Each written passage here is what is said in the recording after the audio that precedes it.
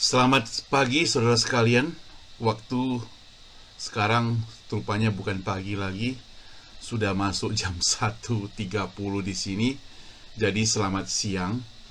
Kali ini kita mau ambil waktu dalam topik yang saya hashtag Stay at Home with Saumiman Saud. Stay at Home with Saumiman Saud. Jadi pada kesempatan yang indah ini, saya mau membacakan satu ayat Alkitab untuk Anda, satu bagian perikop Alkitab untuk Anda yang cukup terkenal, yaitu Mazmur nomor 23. Tuhan adalah gembalaku, takkan kekurangan aku. Ia membaringkan aku di padang yang berumput hijau. Ia membimbing aku ke air yang tenang. Ia menyegarkan jiwaku. Ia menuntun aku di jalan yang benar oleh karena namanya. Sekalipun aku berjalan dalam lembah kekelaman, aku tidak takut bahaya, sebab Engkau besertaku. Gadamu dan tongkatmu, itulah yang menghibur aku. Engkau menyediakan hidangan bagiku di hadapan lawanku. Engkau mengurapi kepalaku dengan minyak. Pialaku penuh melimpah. Kebajikan dan kemurahan belaka akan mengikuti aku seumur hidupku, dan aku akan diam di rumah Tuhan sepanjang masa. Kita berdoa sebentar. Tuhan, terima kasih untuk firman Tuhan yang sudah kami baca. Biarlah ayat ini boleh menjadi satu pedoman hidup buat kami semua. Tuhan, pakai kami Tuhan, supaya kami bisa merenungkan firman Tuhan ini. Firman Tuhan yang begitu familiar bagi kami. Pakai Pendeta Saud, saya sendiri, untuk share melalui kesempatan ini. Biar semua dapat berkat. Dalam nama Tuhan Yesus kami berdoa. Amin. Saudara, pertama saya ingin memberitahukan kepada teman-teman nanti malam jam 8 waktu San Francisco, di Facebook saya, channel ini, kita adakan kebaktian doa bersama. Saya harap teman-teman boleh ambil bagian, join pukul 8 waktu San Francisco, lalu jam 10 waktu Indonesia. Jadi karena kita berbahasa Indonesia, kita selalu connect ke Indonesia gitu ya. Jadi ayat yang kita baca saudara di Mazmur 23 adalah ayat yang sangat terkenal. Ayat yang ditulis oleh Daud yang barangkali saudara sudah membaca, sudah menghafal, sudah merenungkannya beratus-ratus kali mungkin. Sudah nyanyikan juga di gereja. Tapi pada hari ini mari kita mau sama-sama sedikit banyak merenungkan kembali apa yang saya pelajari pada hari ini, khususnya di Mazmur 23 ini. Pertama dikatakan Tuhan adalah gembalaku. Saudara, kita tahu bahwa Daud si penulis, dia itu adalah seorang gembala. Sebagai seorang gembala, dia tahu jelas apa yang dia lakukan sebagai gembala. Kita mungkin bukan sebagai seorang gembala, tetapi kita barangkali seringkali mungkin memelihara ternak. Ada orang yang suka kepada kucing, ada orang suka kepada anjing, ada orang suka kepada binatang-binatang yang lain, atau piara ikan. Sebenarnya bahwa gembala itu atau orang-orang yang memelihara binatang itu, dia sangat sayang pada binatang tersebut. Ada orang yang menangis berhari-hari, berbulan-bulan hanya gara-gara anjingnya mati. Dan itu mungkin, dan itu bisa terjadi, bukan mungkin. Itu bisa terjadi karena kita begitu sayang kepada apa yang kita pelihara. Jadi Daud menggambarkan bahwa Tuhan itu adalah gembalaku. Tuhan adalah gembala dia. Jadi bagi dia, kalau Tuhan adalah gembala, artinya Tuhan begitu sayang pada dia. Tuhan begitu mengasihi dia. Tuhan begitu perhatikan dia. Takkan kekurangan aku. Dan saya yakin kalau engkau pemelihara atau orang yang sayang ternak, sayang pada binatang, engkau tidak akan membuat peliharaanmu tuh mati gara-gara tidak makan. Tentu tidak demikian. Mereka engkau akan cukupkan makanan. Barangkali saat ini ketika lockdown, bagi yang pelihara kucing, yang pelihara anjing, yang pelihara ikan, pasti selain menyediakan makanan untuk diri sendiri, pasti kalian sedang menyediakan makanan untuk peliharaan kalian. Itu artinya apa, saudara? Itu artinya kalau Daud berkata, Tuhan adalah gembala yang membuat aku tidak kekurangan, itu berarti Tuhan itu sangat memperhatikan kehidupan orang-orang yang mengasihi dan dikasihinya. Pada waktu orang Israel keluar dari Mesir, Tuhan bukannya memperhatikan dengan tiang api dan tiang awan, tapi Tuhan juga menyediakan makanan untuk mereka makan setiap hari secukupnya. Itu yang Tuhan Allah lakukan. Jadi Tuhan begitu sayang kepada mereka. Walaupun orang Israel itu pemberontak, walaupun orang Israel itu sering melawan Tuhan, tapi Tuhan tetap sayang pada mereka. Tuhan mengasihi mereka. Saudara sekalian, ayat kedua, Daud berkata demikian. Ia membaringkan aku di padang yang berumput hijau. Jadi, gembala yang baik akan membaringkan domba-dombanya di padang yang berumput hijau. Di situ sang domba bisa menikmati daun-daunan yang hijau, yang fresh. Saat ini kita beli sayur tentunya mau yang fresh.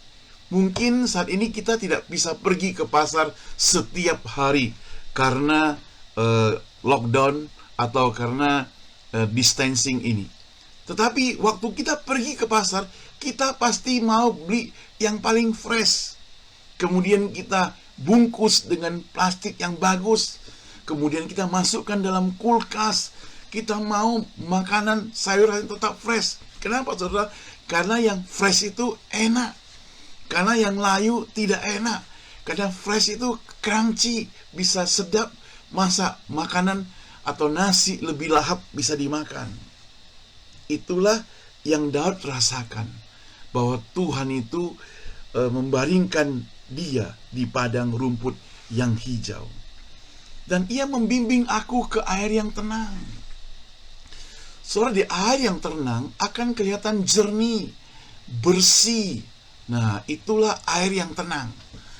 Nah, air yang tenang tentunya bagi Daud bukan hanya sekedar air yang tenang, tapi juga benar-benar air yang bersih, air yang sehat, air yang bisa dinikmati, air yang bisa diminum, air yang benar-benar menguatkan dia. Itulah yang Daud rasakan. Nah, saudara, waktu saya kuliah dulu di Bandar Baru, kita itu kalau pas air dari gunung itu rusak, karena pipanya itu sering dirusak oleh anak-anak nakal, maka kita bisa tidak mendapatkan air di asrama. Itu sebabnya harus mandinya itu ke sungai. Ya, mandinya sungai. Lalu kita biasa naik ke atas gunung, di situ ketemu sungai. Nah, waktu mandi di sungai, teman saya bilang, coba kalau mandi itu pilih yang lebih atas. Kenapa? Yang lebih atas itu lebih bersih mestinya, lebih jernih. Karena yang di bawah nanti bisa kadang-kadang lewat kotoran-kotoran. Lewat itu loh, yang timbul-timbul itu, ya. Yang orang buang dari atas, yang timbul-timbul itu lewat di depan kita. Bagaimana kita mandi? Jadi kita harus mandinya di bagian atas. Itu hanya untuk mandi loh. Dan saya rasa kalau untuk minum tentunya harus yang lebih bersih daripada itu. Dan Daud merasakan Tuhan sebagai gembala yang memberikan yang terbaik, yang terbersih untuk dia. Sehingga dia menyegarkan jiwanya. Menyegarkan jiwanya. Daud rasakan begitu segar. Saya yakin di dalam hari-hari yang kita lewati saat ini, kalau engkau rajin mengikuti nasihat daripada orang-orang yang mengerti tentang kesehatan, pasti saudara dan saya minum airnya itu bertambah banyak, walaupun harus korban ke restrumnya juga berkali-kali, tidak masalah. Itu artinya apa, saudara? Itu artinya kita bisa merasa segar. Kita gak sampai kehausan, kita merasa segar karena minumannya banyak. Coba ambil Mazmur 23 ayat 3 mencatat, dikatakan, ia menuntun aku di jalan yang benar oleh karena namanya. Jadi sekali lagi, Daud merasakan gembala yang baik akan menuntun ke jalan yang benar. Dia tidak akan mencelakakan. Kalau gembala yang jahat mungkin bisa mencelakakan. Nah, saudara, itu sebabnya ada perbedaan antara gembala bayaran dengan gembala sang pemilik. Kalau sang pemilik domba, dia akan memelihara dombanya mati-matian. Kalau dia hanya pekerja, dombanya milik bos, dia hanya bekerja memelihara, barangkali kalau dombanya hilang, gak dia cari, saudara. Nah, Tuhan adalah sang pemilik domba. Dia akan menjaga, memelihara kita. Dikatakan, dia akan memelihara kita di jalan yang benar. Kenapa dikatakan jalan yang benar, saudara? Karena domba itu adalah binatang yang paling bodoh. Domba binatang yang gak bisa lihat kiri kanan. Domba sering tersesat. Domba sering pulangnya kesasar. Itu sebabnya perlu seorang gembala yang menuntun ke jalan yang benar. Kalau gembalanya menuntun ke jalan yang salah, maka dia akan tersesat, gak pulang-pulang si domba tersebut. Bahaya tentunya. Maka dikatakan, sekalipun aku berjalan dalam lembah kekelaman, aku tidak takut bahaya, sebab engkau besertaku, gadamu dan tongkatmu, itulah yang menghibur aku. Jadi Daud mengatakan, walaupun sekalipun aku berada di dalam bahaya, aku tidak takut. Kenapa? Karena dia begitu percaya bahwa Tuhan senantiasa akan melindungi dia. Di dalam terjemahan Alkitab yang lama dikatakan, sekalipun aku berjalan dalam bayang-bayang maut. Saudara, di Israel itu ada padang belantara, ya, kemudian gurun pasir juga, yang di dalamnya itu punya lubang-lubang, dan di lubang itu banyak ular berbisa. Kalau domba itu tidak hati-hati, dia akan menginjak kepada lubang tersebut yang berbisa, maka kakinya bisa dipatuk oleh ular yang berbisa. Maka di lubang itu ada ular berbisa sedang datang, atau sedang bersiap-siap matuk sehingga bisa mati. Tapi saudara, Daud ingin mengatakan, sekalipun aku berada dalam bayang-bayang maut, dia bisa melewati dan bisa membuat ular itu barangkali tertidur atau tidak menginjaknya. Nah, bahkan dikatakan di sini, gadamu dan tongkatmu itulah yang menghibur aku. Sebagai seorang gembala, dia punya gada, punya tongkat. Gada itu semacam pemukul kasti begitu, yang bisa memukul binatang buas yang lainnya. Jadi dipakai oleh gembala untuk mengusir binatang-binatang yang mau mengganggu pemeliharaannya itu, atau domba-dombanya. Nah, tongkat dipakai untuk menarik kembali itu domba yang tersesat. Kan domba sering terjatuh, kemudian tongkatnya mengangkat kembali, dicantol melalui lehernya, diangkat kembali, domba itu naik ke atas. Gembala yang baik akan senantiasa berbuat demikian. Dia lakukan setiap hari. Nah, kemudian kalau pagi-pagi dia keluarkan dombanya, malam dia bawa dombanya, menggiring dombanya masuk ke dalam kandang lagi. Ayat kelima menarik, saudara, dikatakan, engkau menyediakan hidangan bagiku di hadapan aku. Pertama, saya agak merasa susah mengerti mengapa bisa dikatakan engkau menyediakan hidangan bagiku di hadapan lawanku. Soalnya ketika domba-domba itu sudah masuk ke dalam kandang masing-masing, dan si gembala sudah memeriksa dari mulai atas kepala sampai ujung kaki, apakah ada luka. Kalau ada luka, diolesi dengan minyak, disembuhkan. Maka selesai itu semuanya, si gembala siap-siap untuk menyediakan makanan. Kalau di luar itu ada binatang buas, dia akan pukul. Jadi mereka melihatnya dari dalam. Domba-domba itu melihat dari dalam. Sehingga cocok dengan ayat ini, katakan, engkau menyediakan hidangan bagiku di hadapan lawanku yang sudah dibunuh oleh gembala tadi. Jadi di hadapan lawanku sediakan makanan.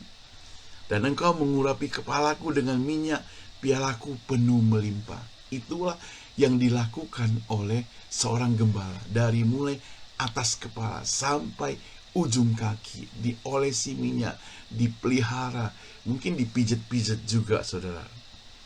Maka akhirnya Daud ingin mengatakan, kebajikan dan kemurahan belaka akan mengikuti aku seumur hidupku, dan aku akan diam di dalam rumah Tuhan sepanjang masa.